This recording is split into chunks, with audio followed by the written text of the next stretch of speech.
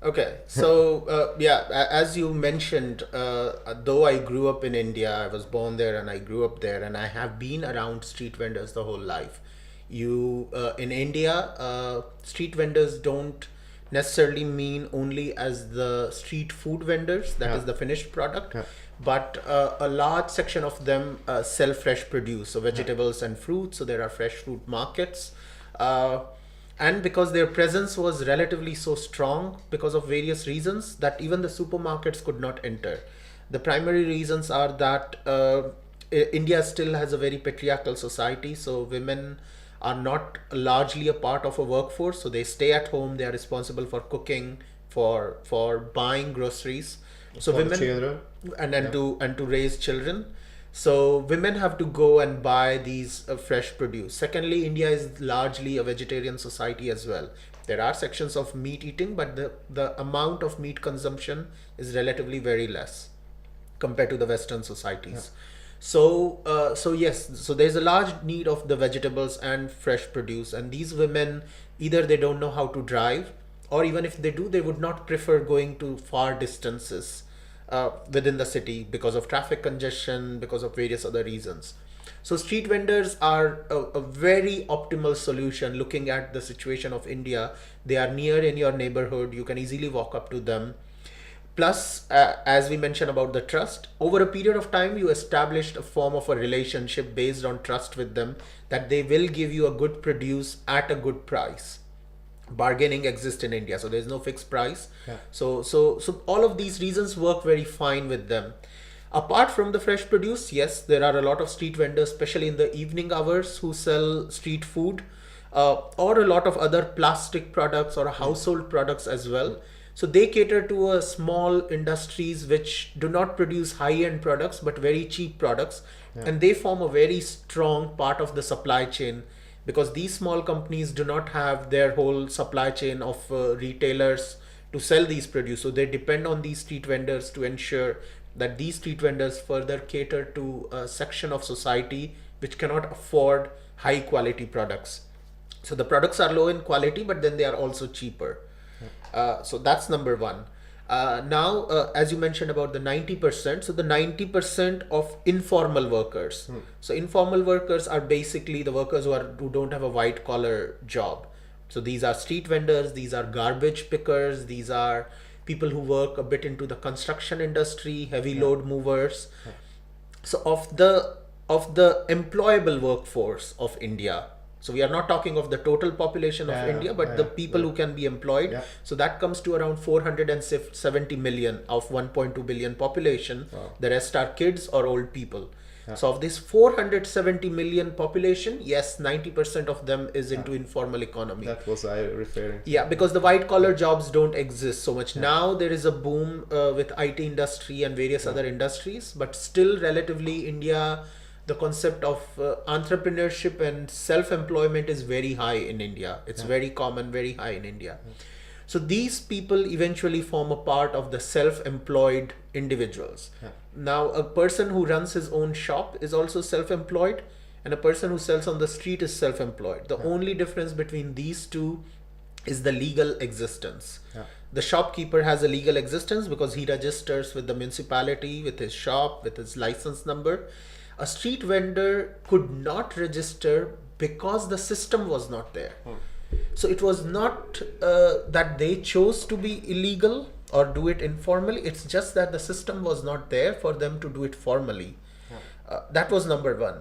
And secondly, there is a bit of a notion of street vending in the Western society that one, the concept is not very common because the somehow the institutions take care of people, of helping them find employment, or they can have unemployment benefits. Mainly concentrates on the markets or on the marketplace. On the marketplaces, yeah. And plus in West there is a bit of a notion that street vendors either sell smuggled products or stolen products a bit. In big cities, if you see in Rome, if you see in some Paris, that is what you usually come across. So the society at large does not like to interact with street vendors in the West, while in India and in many of the Southeast Asian countries, Latin Americas, you interact a lot with them, you depend a lot on street vendors for your everyday needs.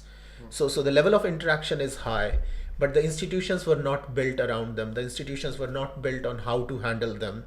That was number one. Number two was in the larger scheme of building cities, the town planners and architects always thought of building rich, magnificent buildings like they see in the pictures in the West, without realizing that the Indian middle class and lower middle class is bigger in number. So there are a lot of poor people. So somehow in their bigger scheme of things, they never had a place for a poor person. So they never incorporated areas or specified designated zones for such people. So they would build only legal areas, legal terms in the town planning. So anywhere a street vendor would conduct his business, his or her business, that would be an informal economy. Yeah, I watched a TED talk from a guy who is into this, and he said the same, that in India they are planning the cities to make it like Singapore Yeah, or exactly. Los Angeles. Our references are always like, oh, Ahmedabad is like London. We have a river flowing in, and I'm like, it is nowhere near London. Mumbai is going to be the next Singapore, and I'm like, not in next 100 years. Yeah. Because the institutions are just not there. So what I studied as a part of my whole project was, I was looking into this organization called SEVA, which stands for Self-Employed Women's Association, and how it was able to gather these people working in the informal economy and lead to institutional change. Because one of the concept that the emerging countries usually, or the developing countries, whatever label you might want to use, face is not always a lack of institutions, but sometimes institutions exist, but they are not enforced correctly. Yeah. So there is either an institutional void or an institutional incongruence.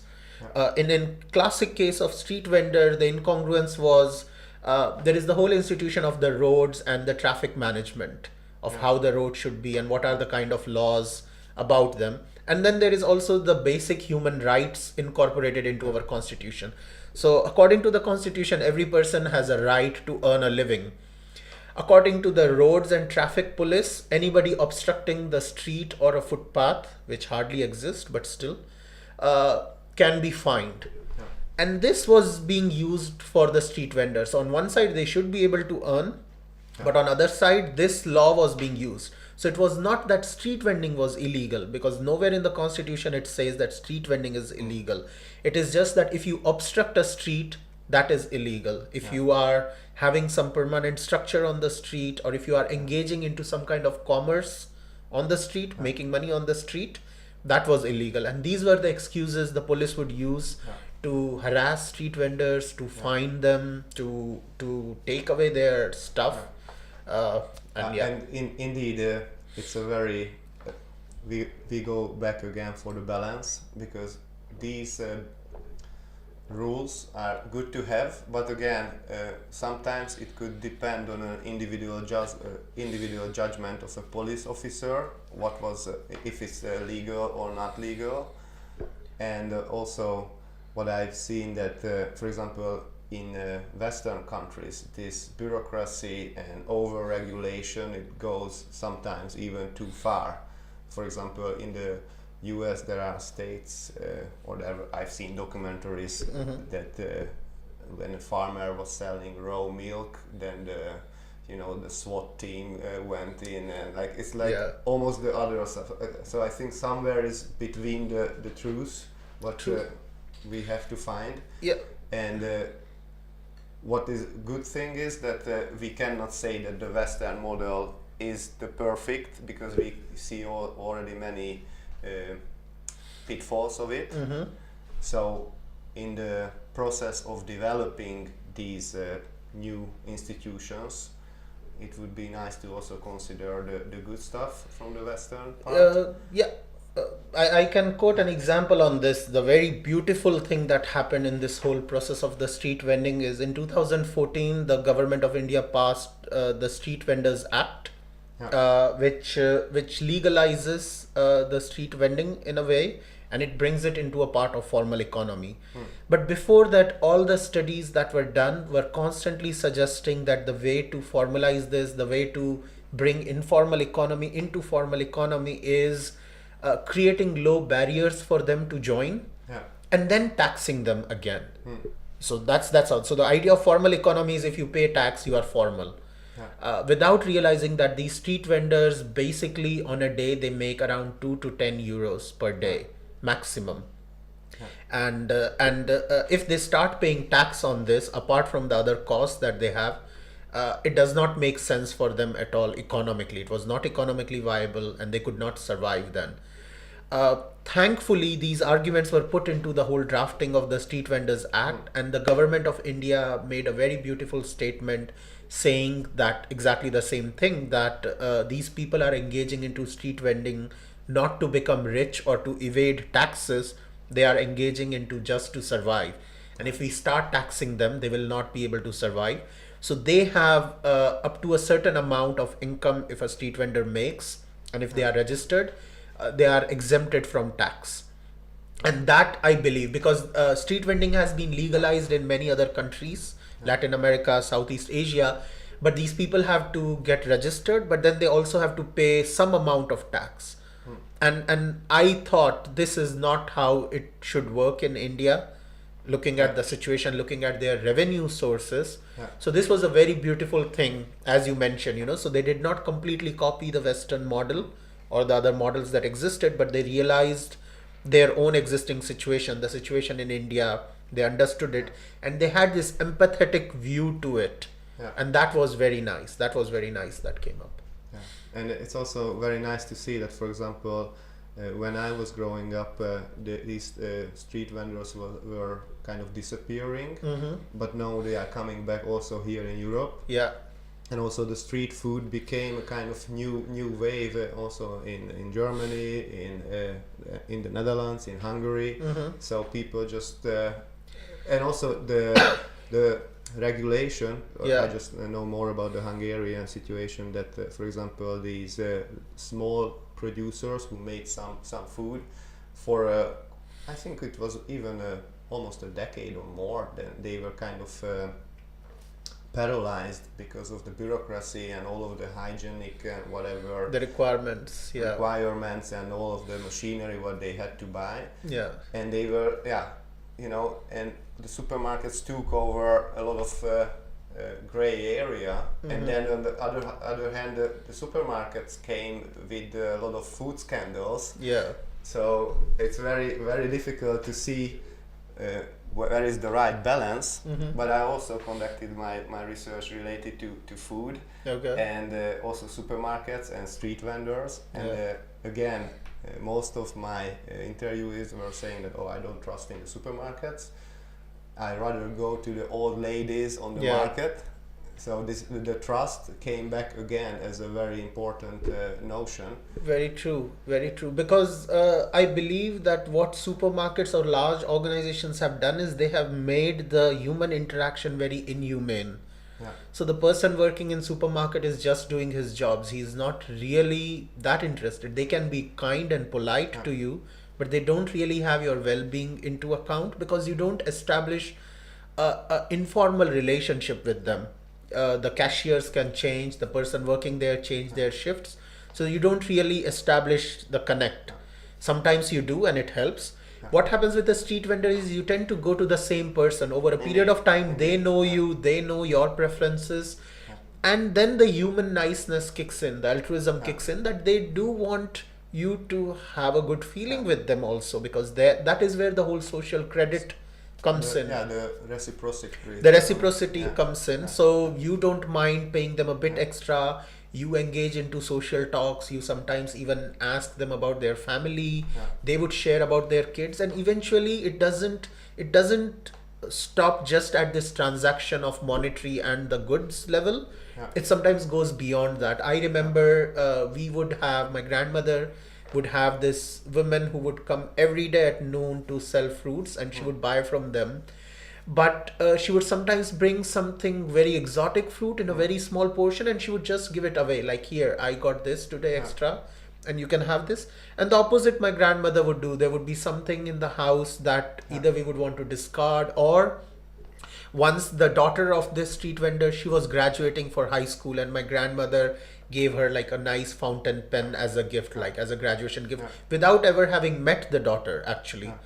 but these kind of relationships built in, and they help them. It's a nice example of codependency. What is Absolutely, basically because the normal? That would be the normal. but that is how the institutions shape it, because here in the West the bureaucracy has shaped it in such a way that street vendors are illegal, and also partly it was true that they were engaging into some illegal acts, but in India that's not the case. There would be very few of them, but relatively on a larger scale these are the honest people who are trying to make a living with it. But as you mentioned about the concept of street food, I find it a bit cringy every time that what is called as street food here is just not a street food. It's just a new form of business model of a restaurant, rather than having a fixed place, getting onto a food truck and selling stuff. Because here they do have higher costs, or because of the bureaucracy in terms of getting registered, in terms of the hygiene that they have to maintain. Uh, and as you raised the point earlier about hygiene, uh, I believe hygiene is a very relative term depending on country. So the Northern Europe considers the Southern Europe unhygienic. The Southern Europe considers the Eastern Europe, and Eastern Europe considers the Eastern Asia at different levels of hygiene. So it's all very relative. Or within India we have different levels also. So it's quite relative. I would say yes, because these are also uneducated, illiterate people coming from a very different economic section of the society, so they are not exposed to what hygiene is. But this organization, as I said, Seva, it engaged into these things because it was like, okay, it's not just the law that we have to change, but it is also these various things we have to build up around them to make them more resilient, that we have to engage in. And one of the concepts they brought in was hygiene. So during my survey, I interviewed around 450 street vendors in the city of Ahmedabad, and you could see a noticeable difference between the people who would engage with this organization, either formally or informally. That means they might be a member of the organization, or they may not even be member, but they do interact with the organization and the other members closely. They would have a different way of presenting their street cart, or of organizing, of keeping the produce clean, than the ones who were not there. So once they are shown a better way of doing it, they would do it in a better way. I would quote Maya Angelou here, where she says that you do better when you know better.